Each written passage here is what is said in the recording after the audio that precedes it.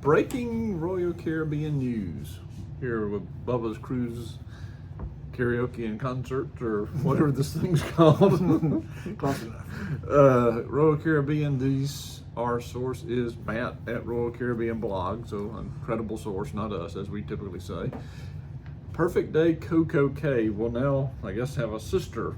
They have announced the Perfect Day Mexico, which will be in the Costa Maya port, that will be opening in 2027. No month yet been announced, but 2027. Royal Caribbean is in the works for the last 9 months of acquiring the port of Costa Maya.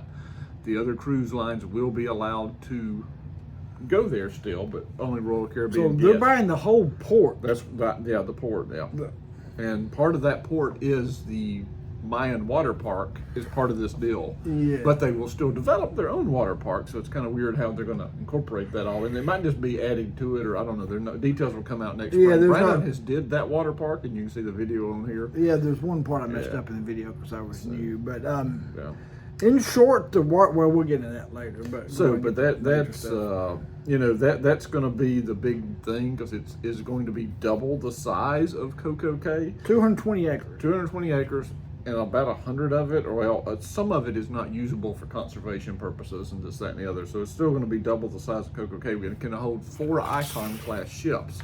So the people are already talking, we have more Icon class ships coming in the next years. This probably means Galveston's getting an Icon class ship, which makes a lot of sense. I mean, because you've got the Cozumel Beach Club opening up in 2026. Which is a fee. It costs extra. This one supposedly will not. So that gives you that Western Caribbean port and the new ship that goes to both of those places on the same port. Because all those ships seem to go to those two ports every time now. So, that's the rumor. Celebrity cruises will be allowed to come to this port. They're saying, the Carnivals, Norwegians will not. Obviously, MSCs. They're not going to the Perfect Day Mexico. But they will be able to go to the port and do. So I assume that means they're building a second, dock. Didn't say that. But that could be part of the details coming out. They call it what is the crew? A lot of the slang term for the port is Costa maybe, because apparently they missed the dock. It's hard to get in there sometimes. So not Costa Maya, it's Costa maybe, because they can't. It's hard to dock, and a lot of times you miss it for the purposes of that kind of thing. I've never missed it. I don't think. Yeah, I had a storm one time. Like a while back, but not recently. But it's kind of interesting that they're buying that. And there was rumors that people thought that they might invest in the Labadee Haiti port. The fact that they've got that, but due to all the turmoil in that country, I can imagine that's been scrapped. Yeah. When I first saw it, I thought it might be like a little bitty something, but apparently they're going all out. Oh yeah, this is going to be probably bigger and better. It can accommodate 4 Icon class ships at one time. That is huge. I mean, that's the current one does 2 at a time, I believe. Coco Cay. So one thing about that port, Costa Maya, which I know we both said I don't like Costa Maya as a port. It's my least favorite port on the Western Caribbean side, because there's not much to do. There's not much to do. The one thing is the water park. Before I get to that, I was there one time when there were 5 ships in port. Mm-hmm. But it was shut down for 3 years for the COVID or something. So and there were 5 regular size, 5 just ships on board, and it was so crowded you couldn't move. That's how port. You have the free pool that everybody goes to. Yeah, so I mean, you couldn't even walk around. There was a wait to get in the stores. It's so crowded. So they need to do something to disperse the crowd. And I've heard other people say that if you go to Costa Maya, there's 4 or 5 ships on board.